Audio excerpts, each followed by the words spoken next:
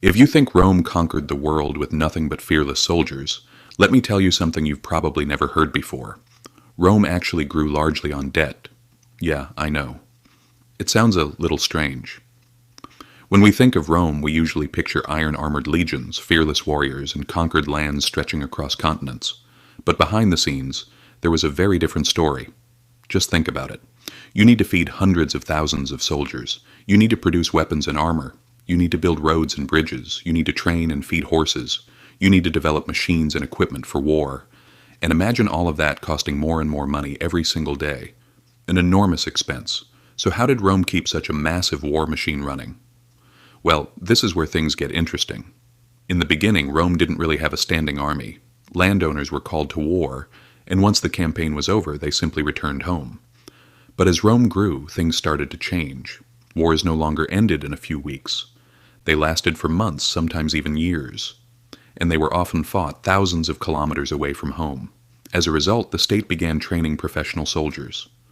And professional soldiers had one problem. They wanted to get paid. That was the moment when the Roman army stopped being just a military force and became a massive economic burden as well. But Rome had found a solution to this problem. Conquest. You capture a new territory. New taxes start flowing in. New slaves arrive. New mines are acquired. New sources of income emerge. In short, war was paying for more war. Sounds like a brilliant system, doesn't it? That was exactly the problem. Because the more the system worked, the more dependent you became on it.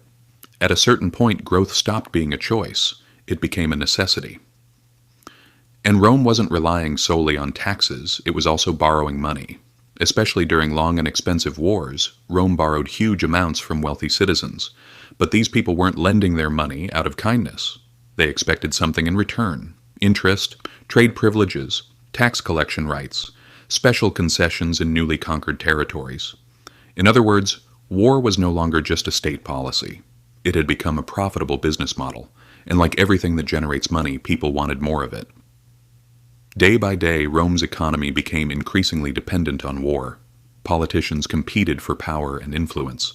Generals promised greater spoils.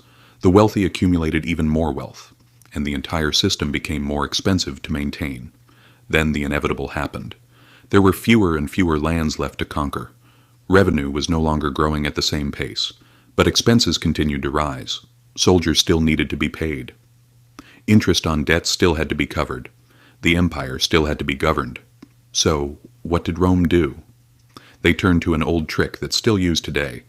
They devalued their currency.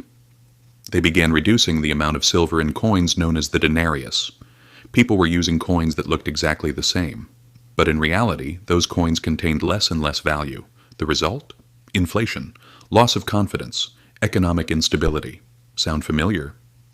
Now look at today's economies. Massive budget deficits, wars financed through borrowing, an ever-expanding money supply, companies earning billions from the defense industry, asset owners becoming wealthier, ordinary people struggling to make ends meet.